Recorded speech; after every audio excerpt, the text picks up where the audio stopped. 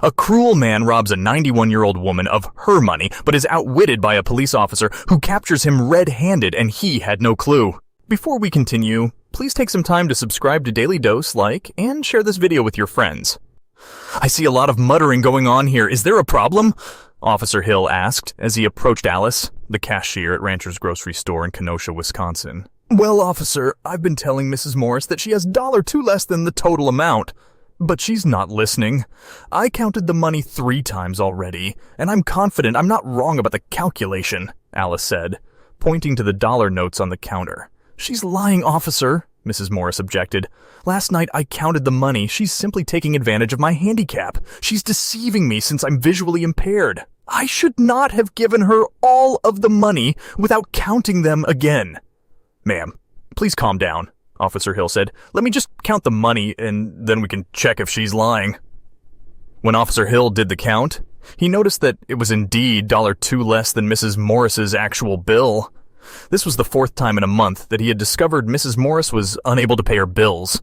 She had gotten angry and stormed out of the store the first few times, but this time she was dead set on proving that she was correct and Alice was wrong.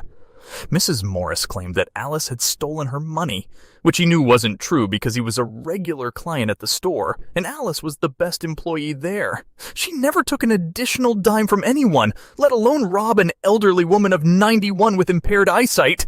Alice would never do something like that, he thought. However, to defuse the whole situation, he secretly slid $2 bills on the counter and told Alice to clear off Mrs. Morris's bill. Then he escorted the older woman out of the store, his mind still lingering as to why Mrs. Morris was facing this problem every time.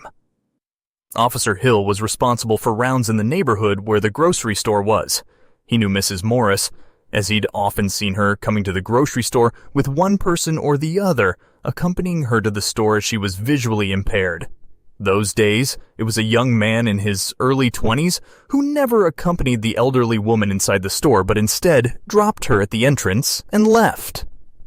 An idea suddenly struck Officer Hill as he pondered how Mrs. Morris always had less money.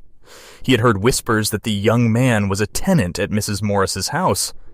However, he couldn't accuse him until he was sure about it, so to confirm his suspicions, he surreptitiously quizzed the elderly lady without alarming her. "Do you live in this area, ma'am?" he inquired, pretending to know nothing about her.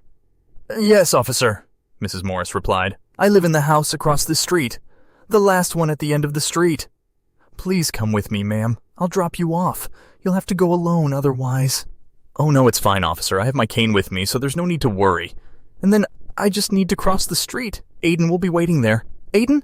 He's a tenant at my house. A lovely boy. He always helps me. To be honest, I would say he's more like family. My son stays in New York and he never comes to see me.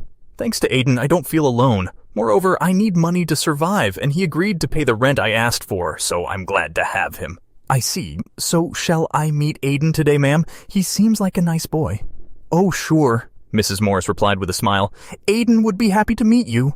Officer Hill returned Mrs. Morris's smile, formulating a plan to catch the thief.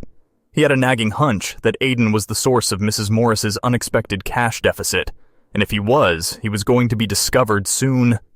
"By the way, ma'am, what happened today in the store was not Alice's fault. Some of your money was hidden behind the bags Alice had kept on the counter, and she was unaware of it. Here's the change," he added, handing Mrs. Morris a couple of dollar notes on which he scribbled something in invisible ink. "Oh, poor soul. I shouldn't have yelled at her." "Yes, ma'am. I've known Alice for a while now, and she's a really nice girl. I think we can go to the store tomorrow and apologize to her."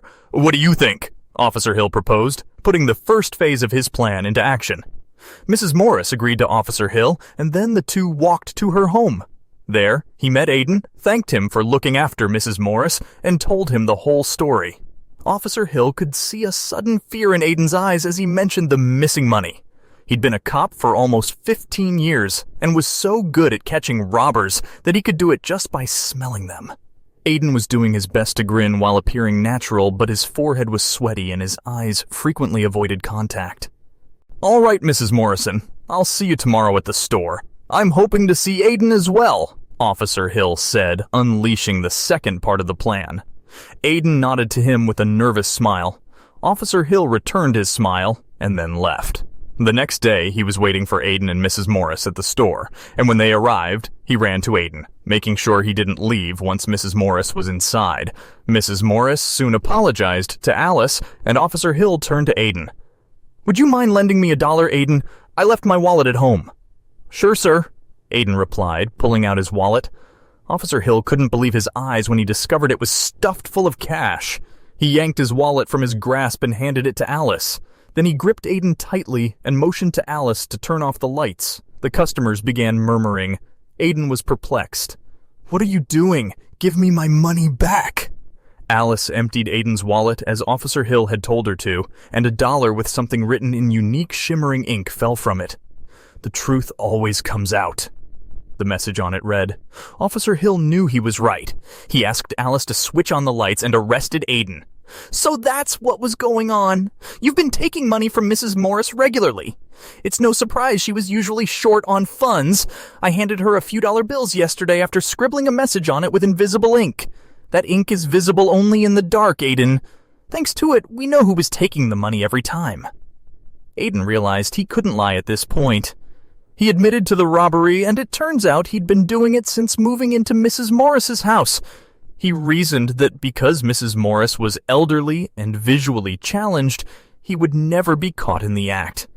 Mrs. Morris was astounded that she'd been living with a thief all this time. She thanked Officer Hill for his assistance and apologized to Alice again for doubting her, promising herself that the next time she kept a tenant, she'd be more cautious.